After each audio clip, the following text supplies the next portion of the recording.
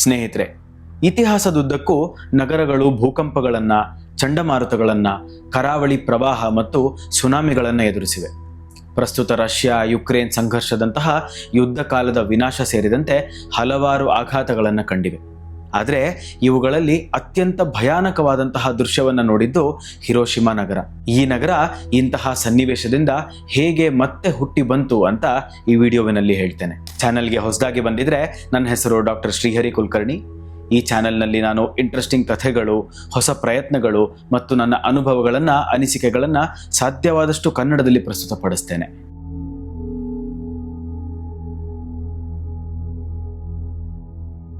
August 6, 1945ರಂದು Japan ದೇಶದ Hiroshima ನಗರವು ಎಂದಿನಂತೆ ದೈನಂದಿನ ಚಟುವಟಿಕೆಗಳಿಂದ ತುಂಬಿತ್ತು.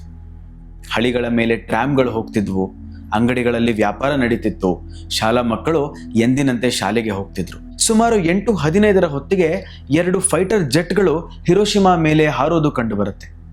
ದೂರದಲ್ಲಿ ನಿಂತಿದ್ರೆ ಜೆಟ್ಟಿನಿಂದ ಕಾರ್ನಷ್ಟು ದೊಡ್ಡ ವಸ್ತುವೊಂದು ನಗರದ ಮಧ್ಯಭಾಗದ ಮೇಲೆ ಡ್ರಾಪ್ ಮಾಡೋದು ಕಂಡುಬರ್ತಿತ್ತು. ಇದು ಯಾವುದೋ ಸಣ್ಣ ಬಾಂಬ್ ಅಥವಾ ಪ್ಯಾರಾಚೂಟ್ ಆಗಿರಲಿಲ್ಲ. ಇದು ಪ್ರಪಂಚದಲ್ಲಿನ ಅತ್ಯಂತ ಶಕ್ತಿಶಾಲಿ ಬಾಂಬ್ ಆಗಿತ್ತು. ಅದೇ ಲಿಟಲ್ ಬಾಯ್ ಅಣು ಬಾಂಬ್. ಐನ್ಸ್ಟೀನರ E=mc² ಎಂಬ ಪ್ರಖ್ಯಾತ ಈಕ್ವೇಷನ್ನಿನ ಪ್ರಾಯೋಗಿಕತೆಯ ಫಲಿತಾಂಶವಾಗಿದ್ದಂತಹ ಈ ಬಾಂಬ್ ಮಾನವ ಕುಲದ ವಿನಾಶಕಾರಿ ಸಾಮರ್ಥ್ಯಗಳನ್ನು ಎತ್ತಿ ಹಿಡಿದಿತ್ತು. ಕೆಲವೇ ಕ್ಷಣಗಳಲ್ಲಿ ಶತಮಾನದ ಅಭಿವೃದ್ಧಿಯನ್ನ ಧ್ವಂಸಗೊಳಿಸುವಂತಹ ಬ್ರಹ್ಮಾಸ್ತ್ರವಾಗಿತ್ತು. 16 ಕಿಲೋ ಟನ್ಗಳ ಶಕ್ತಿಯನ್ನು ಹೊಂದಿದ್ದಂತಹ ಈ ಲಿಟಲ್ ಬಾಯ್ ಹಿರೋಶಿಮಾ ನಗರದಲ್ಲಿನ ಶಿಮಾ ಆಸ್ಪತ್ರೆಯ ಮೇಲೆ 600 ಮೀಟರ್ ಎತ್ತರದಲ್ಲಿ ಗಾಳಿಯಲ್ಲಿಯೇ ಸ್ಫೋಟಗೊಂಡಿತ್ತು. ಕೆಲವೇ ಕ್ಷಣಗಳಲ್ಲಿ ಕೆಳಗಿದ್ದ ಭೂಮಿ 3000ದಿಂದ 4000 ಡಿಗ್ರಿಯ ಜ್ವಾಲೆಯಲ್ಲಿ ಸುಟ್ಟು ಭಸ್ಮವಾಯಿತು. ಇಡೀ ನಗರದಲ್ಲಿ ಬಿರುಗಾಳಿಯೊಂದು ಹರಡಿತ್ತು. ಈ ಬಿರುಗಾಳಿಯ ವೇಗ 440 ಮೀಟರ್ 1 ಸೆಕೆಂಡ್ಗೆ ಇತ್ತು. ಈ ಶಾಕ್ ವೇವ್ನಿಂದಾಗಿ ಸುಮಾರು 4 ಕಿಲೋಮೀಟರ್ ವ್ಯಾಸದಲ್ಲಿ ಇದ್ದಂತಹ ಎಲ್ಲ ಕಟ್ಟಡಗಳು ಛಿದ್ರವಾದವು. ಸ್ಫೋಟದ ನಂತರ ಇದು ಒಂದು ನಗರ ಅಂತ ಗುರುತು ಹಿಡಿಯೋಕೆ ಕಷ್ಟವಾಗ್ತಿತ್ತು. ಉತ್ತರಕ್ಕೆ ಪರ್ವತ ಶ್ರೇಣಿಯಿಂದ ಮತ್ತು ದಕ್ಷಿಣಕ್ಕೆ ಸೇತೋ ಸಮುದ್ರದಿಂದ ಸುತ್ತಿದ್ದಂತಹ ಹಿರೋಶಿಮಾ ಈಗ ಒಂದು ಪರಮಾಣು ಪಾಳು ಭೂಮಿಯಾಗಿ ಪರಿವರ್ತನೆಗೊಂಡಿತ್ತು. ಸ್ನೇಹಿತರೆ, ಇಂತಹ ದುರಂತವನ್ನ ಕಂಡ ಉಳಿದಂತಹ ನಾಗರಿಕರು ಈ ಭಯಾನಕತೆಯನ್ನ ಗ್ರಹಿಸೋಕೆ ಹೆಣಗಾಡುತ್ತಿದ್ದಾಗಲೂ ಅಲ್ಲಿಯ ಉಳಿದ ಜನರಿಂದ ಒಂದು ಗಮನಾರ್ಹ ಧೈರ್ಯ ಮತ್ತು ಚಾತುರ್ಯದ ಕೃತ್ಯಗಳು ಹೊರಬರ್ತಿದ್ವು. ಸ್ಫೋಟದ ಸ್ವಲ್ಪ ಸಮಯದ ನಂತರ ತೆಗೆದ ಫೋಟೋಗಳನ್ನ ಮತ್ತು ದಾಖಲಿಸಿದ ಸಮಾಚಾರಗಳನ್ನ ಪರಿಶೀಲಿಸಿದಾಗ ಅಲ್ಲಿ ಕಂಡುಬಂದಿದ್ದು ಅಲ್ಲಿಯ ಜನರ ಹಿರೋಶಿಮಾದ ಪುನರುತ್ಥಾನದ ಪ್ರಯತ್ನಗಳು. ಸಾವು ನೋವಿನಿಂದ ತುಂಬಿದ ಹೃದಯಕ್ಕೆ ಒಂದು ಕ್ಷಣವೂ ವಿರಾಮ ನೀಡದೆ ನಕ್ಷೆಯಿಂದ ಅಳಿಸಿ ಹೋಗಿದ್ದಂತಹ ಹಿರೋಶಿಮಾವನ್ನ ಪುನರ್ ನಿರ್ಮಿಸಲು ಜಪಾನಿಯರು ಒಗ್ಗೂಡಿದ್ರು. ಆಗಸ್ಟ್ 6ರ ಕಗ್ಗತ್ತಲ ಕರಾಳ ರಾತ್ರಿಯ ನಂತರ ಆಗಸ್ಟ್ 7ಕ್ಕೆ ಆಗಲೇ ವಿದ್ಯುತ್ ಸೌಲಭ್ಯವನ್ನ ಮರಳಿಸಿದ್ರು. ಅಗ್ನಿ ಹಾನಿಗೆ ಒಳಗಾಗಿದ್ದಂತಹ 30% ಮನೆಗಳಿಗೆ ಬೆಳಕು ಹಿಂತಿರುಗಿತ್ತು. ಅಷ್ಟೇ ಅಲ್ಲದೆ ನವೆಂಬರ್ 1945ರ ಹೊತ್ತಿಗೆ ಉಳಿದ ಎಲ್ಲ ಮನೆಗಳಿಗೂ ವಿದ್ಯುತ್ ಸರಬರಾಜು ಪುನರಾರಂಭಿಸಲಾಗಿತ್ತು. ಸ್ಫೋಟದ ನಂತರದ ಕೇವಲ 4 ದಿನಗಳಲ್ಲಿಯೇ ನೀರಿನ ಪಂಪ್ಗಳನ್ನು ಸರಿಪಡಿಸಿದ್ರು. ಬಾಂಬ್ ದಾಳಿಯಲ್ಲಿ ದೂರವಾಣಿ ವಿನಿಮಯ ಕೇಂದ್ರ ಮತ್ತು ಅದರ ನೌಕರರು ನಾಶವಾಗಿದ್ದರೂ ಆಗಸ್ಟ್ 14 ಅಂದರೆ ಕೇವಲ 7 ದಿನಗಳಲ್ಲಿ ಪ್ರಾಯೋಗಿಕ ದೂರವಾಣಿ ಮಾರ್ಗಗಳನ್ನು ಅಂದರೆ ಎಕ್ಸ್ಪೆರಿಮೆಂಟಲ್ ಟೆಲಿಫೋನ್ ಲೈನ್ಗಳನ್ನು ಪ್ರಾರಂಭಿಸಲಾಯಿತು. ಬ್ಯಾಂಕ್ ಆಫ್ ಜಾಪಾನ್ನ ಹಿರೋಶಿಮಾ ಶಾಖೆಯ 18 ಉದ್ಯೋಗಿಗಳು ಸ್ಫೋಟದಲ್ಲಿ ಸಾವನ್ನಪ್ಪಿದ್ರೂ ಕೇವಲ 2 ದಿನಗಳಲ್ಲಿ ಬ್ಯಾಂಕ್ನ ಕೌಂಟರ್ಗಳು ತೆರೆದವು.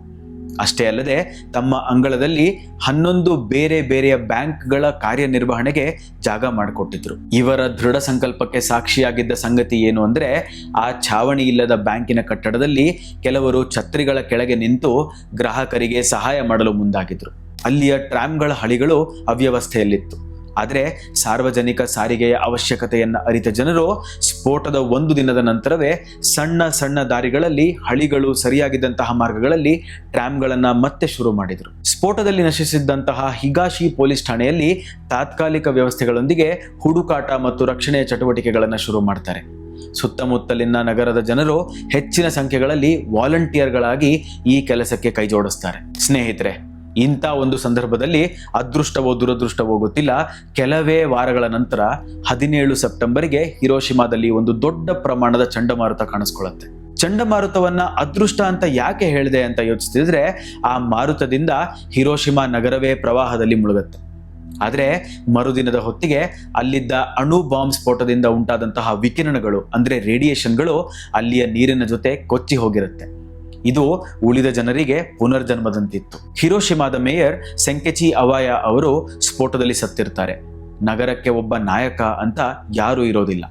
ನಗರದ 16 ಆಸ್ಪತ್ರೆಗಳಲ್ಲಿ 14 ಆಸ್ಪತ್ರೆಗಳು, 298 ಡಾಕ್ಟರ್ಗಳಲ್ಲಿ 270 ಡಾಕ್ಟರ್ಗಳು ಮತ್ತು 1780 ನರ್ಸ್ಗಳಲ್ಲಿ 1654 ನರ್ಸ್ಗಳು ವಿಧಿವಶರಾಗಿರ್ತಾರೆ. ಇಂತಹ ದುಸ್ಥಿತಿಯಲ್ಲಿಯೂ ತಲೆಯ ಮೇಲೆ ಛಾವಣಿ ಇಲ್ಲದಿದ್ದಾಗ ಛತ್ರಿಗಳನ್ನು ಹಿಡಿದು ರೋಗಿಗಳಿಗೆ ಚಿಕಿತ್ಸೆ ನೀಡಿರ್ತಾರೆ. ಬೆಟ್ಟದಂತಿದ್ದಂತಹ ಆ ಪರಿಸ್ಥಿತಿಯನ್ನ ತಮ್ಮ ತಮ್ಮ ಅಳಿಲು ಸೇವೆಯಿಂದ ಒಂದೊಂದಾಗಿಯೇ ಸರಿಪಡಿಸ್ತಾರೆ. ಜಪಾನಿಯರ ಈ ಸ್ವಾವಲಂಬನೆ ಮತ್ತು ಸೇವಾ ಮನೋಭಾವವು ಪ್ರಪಂಚದಾದ್ಯಂತ ಪ್ರೀತಿ ಪಾತ್ರಕ್ಕೆ ಕಾರಣವಾಗಿದೆ. ಈ ರೀತಿಯಲ್ಲಿ ಅಣು ಬಾಂಬ್ ಸ್ಫೋಟದ ಕೆಲವೇ ವಾರಗಳ ನಂತರ ಹಿರೋಶಿಮಾ ಮತ್ತೆ ಜೀವಂತವಾಗುತ್ತೆ. ಸ್ಫೋಟದಲ್ಲಿ ಅರೆನಾಶವಾಗಿದ್ದಂತಹ ಪ್ರಿಫೆಕ್ಟೋರಿಯಲ್ ಇಂಡಸ್ಟ್ರಿಯಲ್ ಪ್ರಮೋಷನಲ್ ಹಾಲ್ ಎಂಬ ಒಂದು ಕಟ್ಟಡವನ್ನ ಜಪಾನಿನಲ್ಲಿ ಇಂದಿಗೂ ನೋಡಬಹುದು. ಇದನ್ನ ಎ ಬಾಂಬ್ ಡೋಮ್ ಅಂತ ಕರೀತಾರೆ. 1996ರಲ್ಲಿ ಇದನ್ನ ಯುನೆಸ್ಕೋ ವರ್ಲ್ಡ್ ಹೆರಿಟೇಜ್ ಸೈಟ್ ಅಂತ ಘೋಷಿಸ್ತಾರೆ. ಇಲ್ಲಿಯ ಅವಶೇಷಗಳಲ್ಲಿ ಇಂದಿಗೂ ಆ ಜನರ ಸಾವು ನೋವು ಗೋಚರಿಸುತ್ತೆ. ಸ್ನೇಹಿತರೆ, ಹಿರೋಶಿಮಾ ಮರುನಿರ್ಮಾಣದ ಈ ಕಥೆ ನಿಮಗೆ ಇಷ್ಟವಾಗಿದ್ದಲ್ಲಿ ವಿಡಿಯೋನ ಲೈಕ್ ಮಾಡಿ, ನಿಮ್ಮ ಆತ್ಮೀಯರೊಂದಿಗೆ ಶೇರ್ ಮಾಡಿ. ಇನ್ನಷ್ಟು ಇದೇ ರೀತಿಯ ವಿಡಿಯೋಗಳಿಗಾಗಿ ಚಾನೆಲ್ನ ಸಬ್ಸ್ಕ್ರೈಬ್ ಮಾಡಿ. ಮುಂದಿನ ವಿಡಿಯೋಲಿ ಸಿಗೋಣ. ನಮಸ್ಕಾರ.